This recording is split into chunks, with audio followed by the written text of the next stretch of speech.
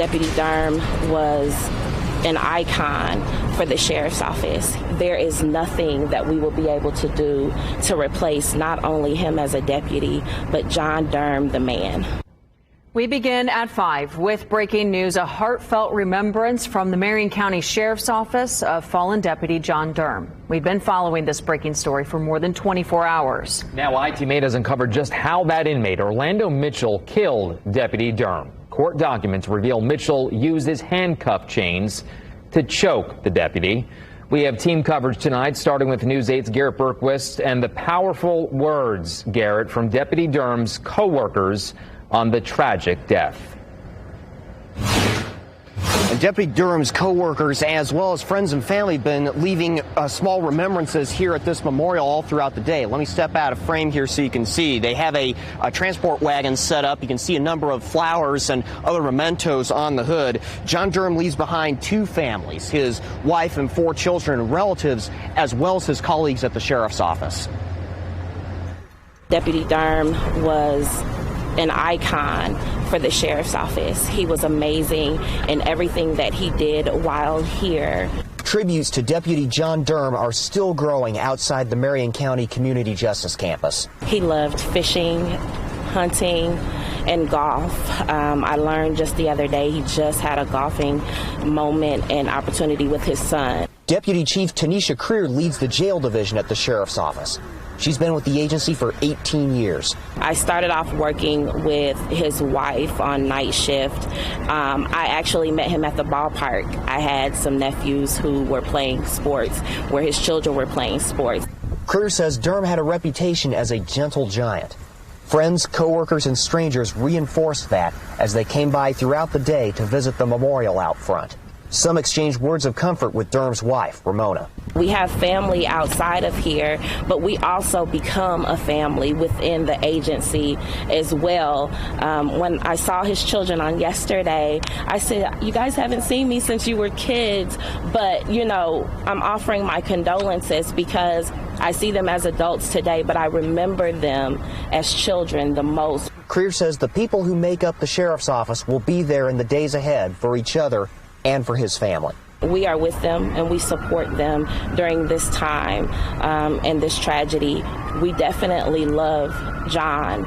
We love them. And if there's anything that we can do, we're absolutely here to continue to that support for and with them. The sheriff's office has not yet released any details about funeral or visitation arrangements. Live at the Community Justice Campus, I'm Garrett Bergquist for Wish TV, wishtv.com, and like us on Facebook. All right, Gary, thank you very much. Let's bring in ITMate's Cody Fisher now. Cody, you've been breaking news on what happened yesterday at the Criminal Justice Center. Yeah, I obtained these court documents that show that Deputy Durham got out of the driver's seat of a transport van similar to this one after bringing Orlando Mitchell back from the hospital. And then he moves to the back of the van, opens up the back door, takes out a black milk crate. With that black milk crate still in his hand, the video here at the Community Justice Center shows Mitchell coming out of the van, and it shows exactly how he attacked Deputy Durham. Court documents first obtained by ITMate detail video evidence of what happened. When Orlando Mitchell got out of the van, video shows him stepping behind Deputy Durham, raising his hands above his head and placing them around his neck, using the chain linking his handcuffs to choke him.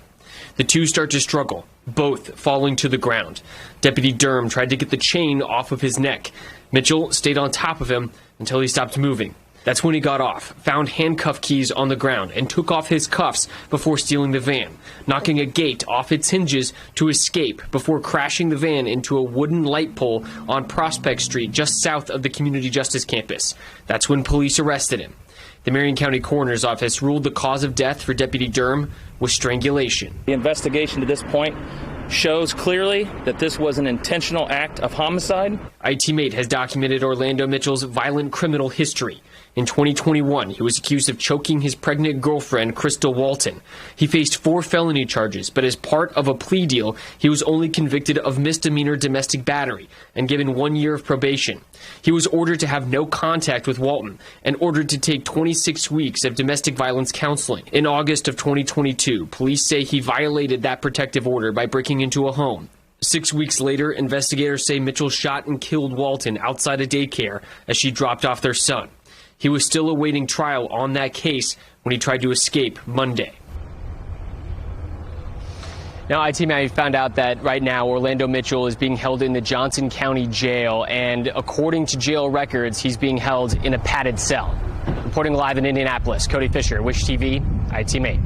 All right, Cody, thank you. Deputy Durham's death marks the 5th law enforcement officer killed in the line of duty this year in Indiana. That's according to numbers released today from the National Law Enforcement Officers Memorial Fund in Washington, D.C.